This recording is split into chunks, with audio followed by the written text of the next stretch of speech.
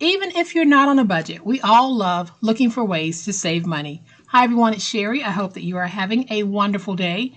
Today I'm going to show you 4 unique ways to save money on your paper crafting. Stay tuned.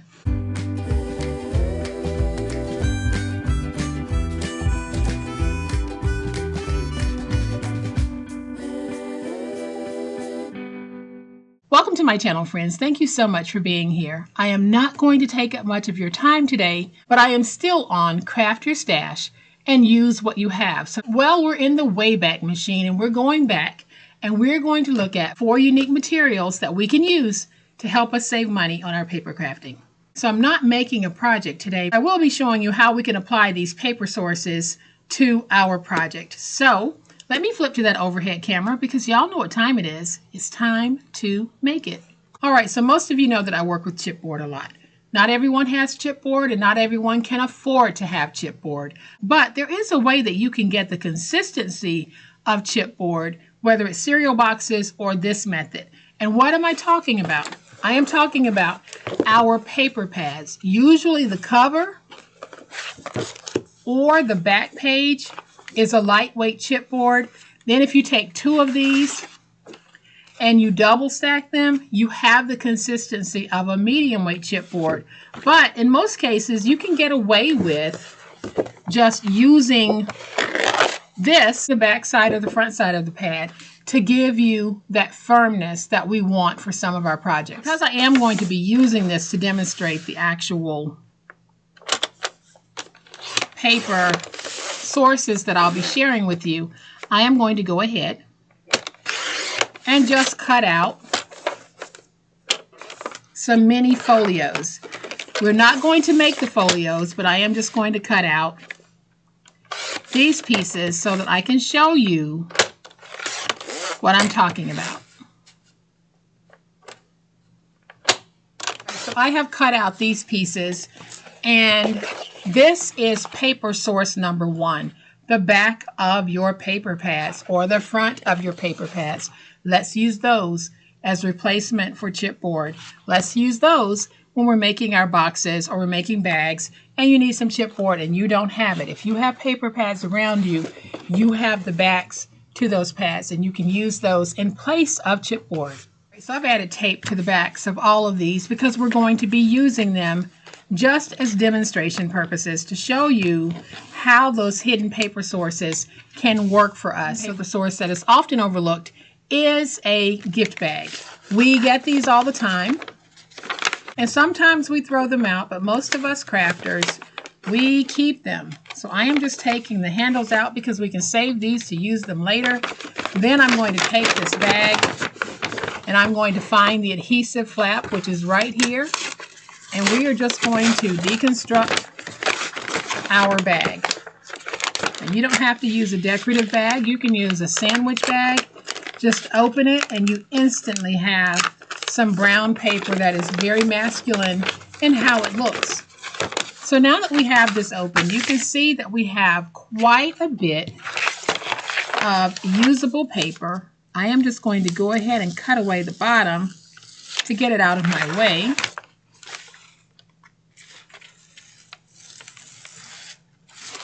Have some really beautiful paper that we can use in our paper crafting.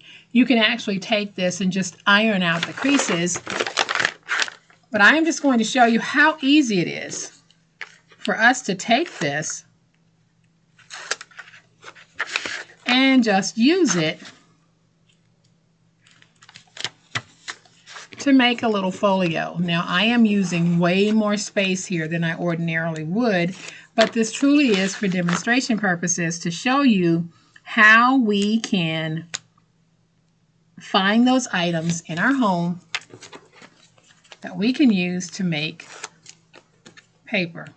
And most of you have seen me use gift bags on the channel before, but some of you are new to my channel and you might not ever have seen me do this before. So I am just going to trim away this. I'm going to trim away all of the excess. We're not going to do the fold over or the mitering. This is really just to show you how we can use this as paper, inexpensive paper, in our paper crafting. Now, if I was doing this project for real, I would actually go through with the whole fold over process and making everything look all pretty.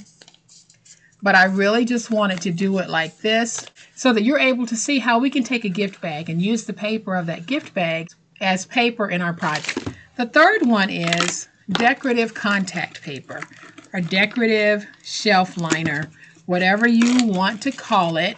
You can use decorative wallpaper, completely up to you. But I bought this paper, I believe I got this from Dollar Tree a while back, and I am just going to cut some off.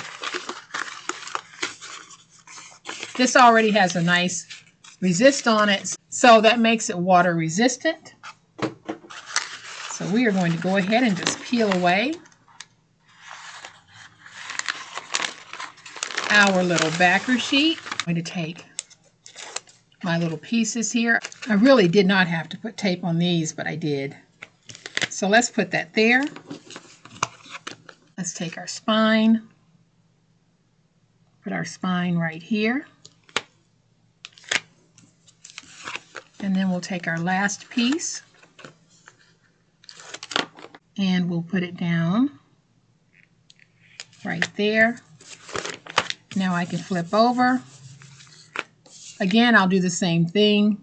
I am just going to go around and cut off the excess. We're not going through the fold over process because I really just want to show those often overlooked or hidden paper sources, because we're using what we have.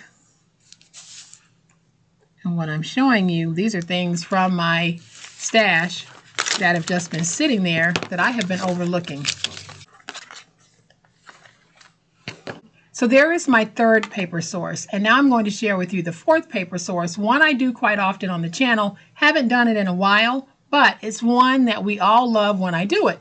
And so that is taking wrapping paper.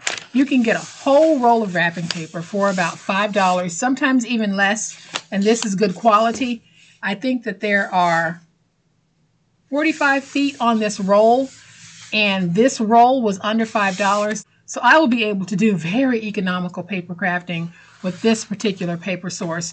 And what I've already done is I took that paper and I mounted it to some white paper just to give it some stability and some strength. Again, this is really cheapo white paper that I mounted it to. And the way that I did the mounting is I used Elmer's multi-purpose spray adhesive, and I used it outdoors. This is not anything I would ever spray indoors because it's very sticky and toxic. So you don't want to inhale those sticky toxic fumes. So I went outside, I sprayed the white paper, and I sprayed it well. Then I brought it in. I simply placed it on the wrapping paper, and this is how I created two pieces of 12 by 12 that I didn't have before. So that is definitely one of those things that I just enjoy doing, is creating what I need. So I'm going to take my pieces. We're going to put them down like this, and I might have cut that one a little bit short, but that's okay. Yeah, I definitely cut it a little bit short, but y'all, that's all right. So now I'm just going to take my finger blade and just go along the edge and cut these out. Remember, I'm not making a real folio. I'm just doing this for demo purposes. This is not the normal process that I would ordinarily follow. We can now take this and we will just fold it as if we were folding a folio or a notebook or a journal. And now we have our fourth hidden paper source. So it all started with using the back of a paper pad in place of chipboard. Then we deconstructed a gift bag and we used that as paper. Then I used some Dollar Tree contact paper or shelf liner as a cover for this one. And then I used some wrapping paper to make my own custom paper. So these are just a few of the paper sources that we might have at our disposal. All of them are very inexpensive items to use in your paper crafting. Buy a roll of wrapping paper, buy a roll of contact paper, and you'll be able to cover so many different projects. Then if you have some gift bags lying around, why not take them apart and use them just like you would any other paper? And if you need some chipboard, look around you. Because if you have paper pads, you have lightweight chipboard just waiting for you to use. So I hope that you have found this helpful. It wasn't a tutorial, but it was just a helpful way for us to identify hidden paper sources that might be all around us each and every day. So if you have enjoyed this, and I certainly hope you have, please hit the like button. If you're not a subscriber to my channel, all day, every day, these are the types of things that we do.